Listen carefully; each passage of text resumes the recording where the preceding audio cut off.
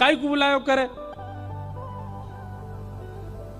राम प्रसाद बालक बोले, आप तो शॉल पहन के खेलोगे तो ही खेल हो सकता है, क्योंकि उघारे अगर खेलोगे तो कभी आपके नेत्रों में अटक जाता हूं, कभी आपकी मुस्कान पे अटक जाता हूं, कभी आपकी चाल पे अटक जाता हूं, कभी आपके हाथों पे। आप तो ढक के खेलो खुद को तो ही खेल हो सकता है। ठाकुर जी बोले, अच्छा दारी के मुंह नीचे बुला लियो, अब खेलना है, रो रुक जा भी बताऊं।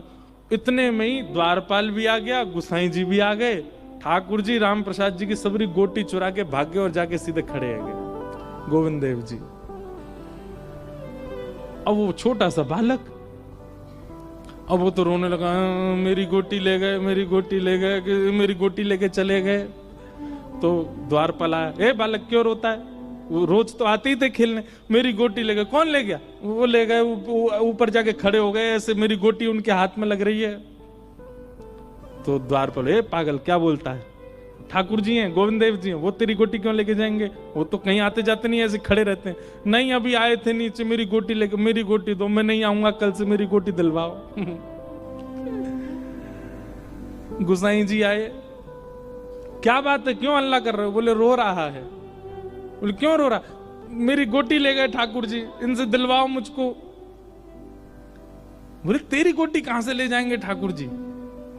अरे नहीं मेरी गोटी लेके गए, आप देखो जाके वहां पे। तो बाल स्वभाव को सब लोग हंसी में ले रहे थे, लेकिन पुजारी जी के मन में आया इसकी संतुष्टि के लिए ठाकुर जी के आगे गोटियों का थाल रखा है, खेलते हैं ठाकुर जी, वो एक बार उठा के इसको दिखा देता हूं, देख कोई गोटी नहीं है। पुजारी जी जैसे ही गए थाल में जाके देखा तो सोने चांदी की गोटी ठाकुर जी की, और उनमें रंग बिरंगी सामान्य सी गोटियां राम प्रसाद जी की पड़ी हुई थी। गोसाई जी तो देख करके बोले, ये तो मैं ही श्रृंगार करता हूं, मैं ही सब व्यवस्थित करता हूं, जो गोटियां ठाकुर जी की तो है नहीं।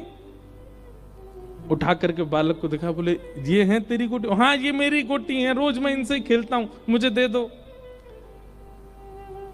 गोसाई जी बोले ये यहां कैसे आई? बोले आप गए थे भोजन करने, ये उतर के आए थे नीचे, इनमें से बड़ी अच्छी सुगंधी आ रही थी चंदन की, और ऐसे डोल रहे थे मेरे साथ, पूरे में पूरे गोटी खेली।